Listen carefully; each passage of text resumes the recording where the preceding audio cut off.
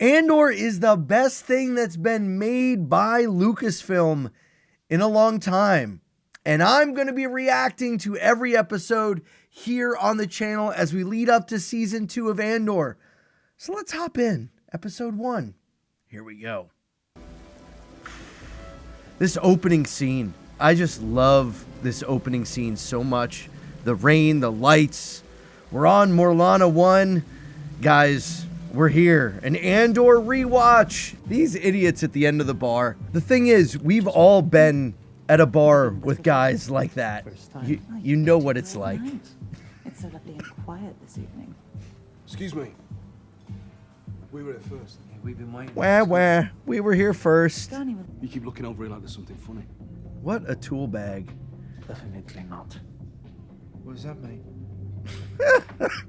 ID now be the time to pull it out. You have to see it, big stuff. How'd I miss that the first time you called him big stuff? Music's getting louder. Oh, there he goes! Headbutt!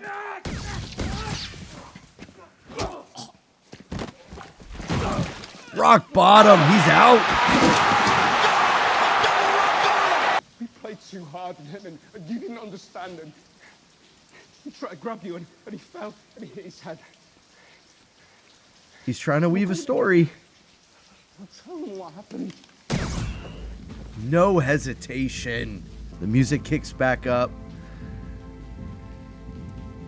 Probably my favorite planet that has been introduced recently that's new into the Star Wars universe. This whole outline of Ferrix, I think, is just absolutely awesome.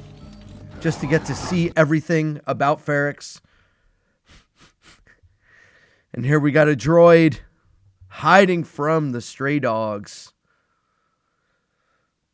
Here we go. Bang! The shock like R2-D2. I love it. Get him, R2. Yeah, you got it. I don't know about you. When I first saw this scene, this next scene here, this gives me like total Wall-E vibes. Like just a trash robot on a trash planet. You agree? You agree? Is it Wall-E vibes? There's something beautiful about this relationship. The ability to show sadness on a droid with just a few moments and movements and a little bit of sound. Really, really well done. And now we're going to go meet Brasso. What does Brasso want with Cassian? But here's Ferrix, the colors. I love the yellows and the oranges and just the contrast that with the different colors of the brick, and it works so well. Whatever this is, when it's done, pull your boots on and get to work. You look like a wreck. No hesitation. He's just there for his buddy. Like, that is absolutely awesome. Awesome character development. Right away, we love Brasso. He's the best. And now, back to Morlana 1. And here we get to find Cyril Karn. This happened when? Nerd! I'm sure that in several days, with the proper resources, I can bring this case to a... Stop. I don't mean just the talking, I mean stop. Oh, it's getting real. This case appears to bear all the hallmarks of what I like to describe as regrettable misadventure. Regrettable misadventure. Dedicated Priam clearly harassed a human with dark features and chose the wrong person to annoy. I suspect they died rushing to aid someone in distress. Nothing too heroic, we don't need a parade. They died being helpful. Something sad but inspiring in a mundane sort of way.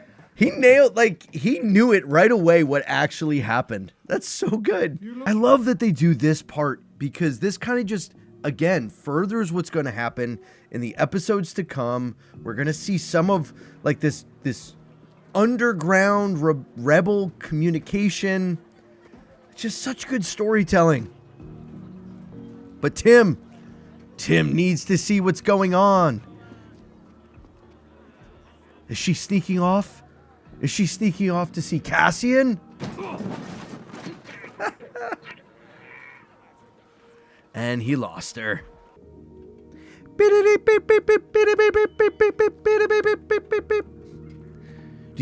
any of you play with any of that kind of stuff as a kid, sending Morse code? I remember having a little like card, had all the letters.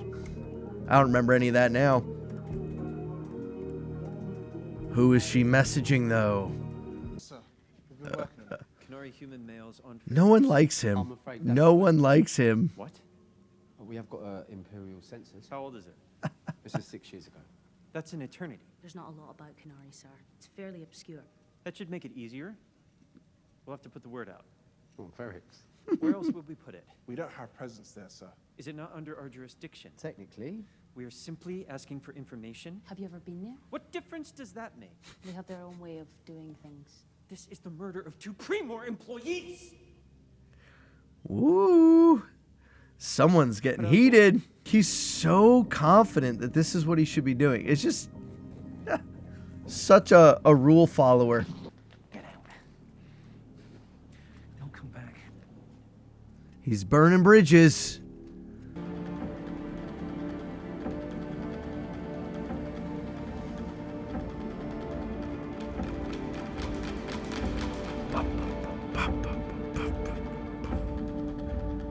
And there it is.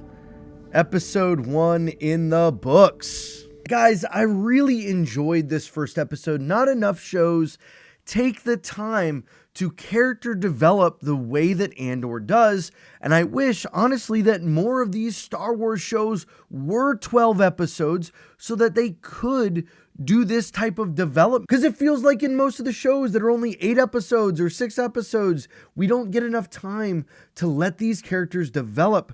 There wasn't a lot of action that happened. It really grabbed us at the beginning with that first scene, that dark scene, him going into the brothel, trying to find his sister. And then the whole episode was like mixed in with some of these flashbacks with his sister. Really well done. Now, again, some might say that this isn't Star Wars.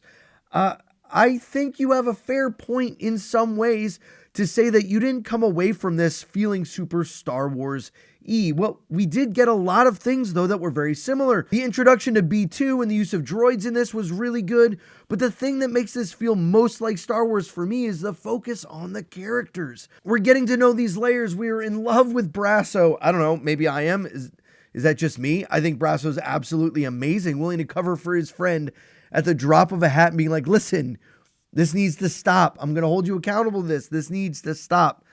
I don't know. I just really enjoyed this first episode. It pulled me in. It's all the things I've enjoyed about this show. The cinematography, the music, the lighting. Just so much good here. If we're being nitpicky, I think the only downsides of this episode were the scenes that were back on Canary. It just didn't really interest me that much. I think you could have just shown him and losing his sister or being separated. We're going to see where that all goes. If you've seen the show already, which I hope you have, you already know where that goes. But I mean, if I'm being nitpicky, that's the part that I really didn't enjoy that much. And I really loved the stuff that we saw on Morlana 1. I love the stuff we saw on Ferrix. 2 new planets we're being introduced to, and these characters, some that we're going to love to hate, like Cyril Karn, we're going to cheer against when we're going to see him. No one likes him. He's that guy that does everything right that nobody likes. They don't even want to do the overtime. They're like, we're not going to even get paid for this. Why do we care? He's one of the few that are like in it to do the right thing in his mind because it's the right thing to do. Everyone else is just collecting a paycheck. And it's like, hey, this is a job. This isn't my life. This isn't who I am. But for him, this is who he is. I don't know. I really enjoy it. And if you liked my reaction to this, make sure you hit that subscribe button. Turn on that bell for notifications so you don't miss the next one. Guys, thanks for being here. I'll see you on the next video.